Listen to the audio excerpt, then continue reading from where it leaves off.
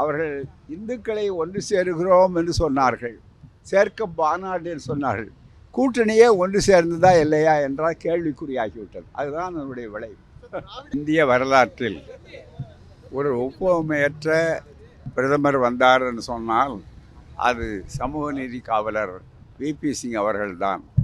காரணம் என்னவென்று சொன்னால் முழுக்க அவர் அந்த பதவிக்கு மிக தகுதியானவர்.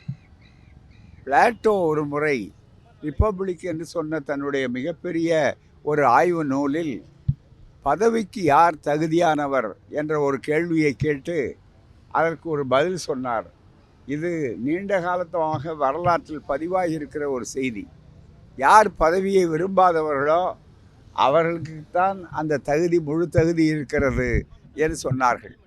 அதுதான் விபி சிங் அவருடைய வரலாற்றில் எந்த அரசியல்வாதியிடமும் கண்டுபிடிக்க முடியாத ஒன்று.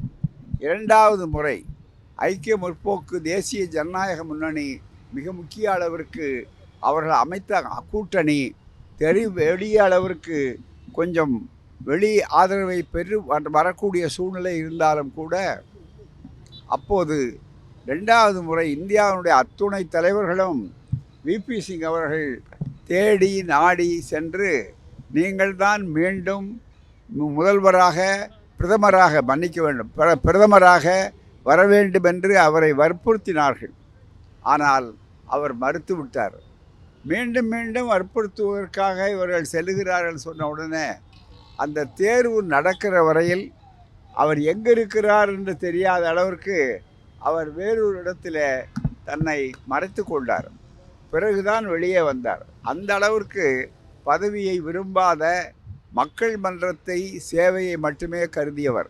ஆனால்தான் அவர் இன்றைக்கும் மற்ற மாநிலங்களை விட தமிழ்நாட்டில் அதிகமாக மதிக்கப்படுகிறார். சமூக நீதி மண்ணான இந்த பெரியார் மண், திராவிட மண், அவரை சிறப்பாக கௌரவிக்க வேண்டும் என்ற முறையில் கலைஞர் அவர்கள் காலத்திலே இருந்து திராவிடர் கழகம், திராவிட முன்னேற்றக் கழகம், திராவிட இயக்கங்கள் அவரிடத்திலே ஒரு தனி ஈடுபாடு கொண்டிருந்ததோடு மிகப்பெரிய அளவிற்கு நாம் வைத்த வேண்டுகோளை ஏற்று சிறப்பாக இன்றைக்கு திராவிட மாடல் ஆட்சியை நடத்தி கொண்டிருக்கிற நம்முடைய முதல்வர் இங்கே இந்த அருமையான சிலையை திறந்தார்கள். அவருக்கு முதல் முறையாக இந்தியாவிலே சிலை திறந்தது என்பது தமிழ்நாட்டில்தான் என்ற பெருமையும், அந்த சிலைக்கின் கீழே நாம் நின்று கொண்டிருக்கிறோம் என்ற சிறப்பும் தனித்துவம் வாய்ந்த ஒன்று. இன்றைய காலகட்டத்தில் அவருடைய பணி, அவர் தொண்டு தொடர வேண்டிய அவசியம் இருக்கிறது. ஏனென்றால் அவர் 27% கொடுத்தாலும் அது ஒரு துவக்கமே தவிர அது ஒரு முடிவல்ல. ஆகவே தான் அதை தொடர வேண்டும் என்ற எண்ணம் இன்றைக்கு அவர் அன்றைக்கு எதிர்த்தவர்கள் இன்றைக்கு அவருடைய கருத்தை ஏற்றுக்கொண்டிருக்கிறார்கள். எனவே தான் சமூக நீதித்துறையில் மிக முக்கியமாக நீதித்துறையில் சமூக நீதி, தனியார் துறையில் சமூக நீதி, இடஒதுக்கீடு, அதே போல் இன்னும் எண்ணிக்கை 50% என்று எந்த விதமான ஒரு தடையும் கிடையாது. அரசியல் சட்டத்தில் அது போக்கப்பட வேண்டும். அது செயற்கையாக நீதிமன்றங்களால் உருவாக்கப்பட்டது என்பதை வலியுறுத்தி கொண்டு வருகிற காரணத்தினால அதுவும் விரைவில் வெற்றி பெற வேண்டும். எனவே சமூக நீதியிலே பெற்றதை விட பெற வேண்டியது அதிகம்.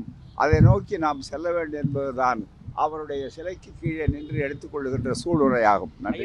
பாஜக சார்பில் முருகர் மாநாடு வெற்றிகரமாக நடத்தி முடிச்சிட்டாங்க. அதில் அண்ணா பெரியார் வீடியோ அவமதிப்பு மாதிரி பண்ணியிருக்காங்க. அதை எப்படி பார்க்குறீங்க? அவர்கள் இந்துக்களை ஒன்று சேருகிறோம் என்று சொன்னார்கள், சேர்க்க மாநாடு என்று சொன்னார்கள். கூட்டணியே ஒன்று சேர்ந்ததா இல்லையா என்றால் கேள்விக்குறியாகிவிட்டது. அதுதான் அதனுடைய விளைவு.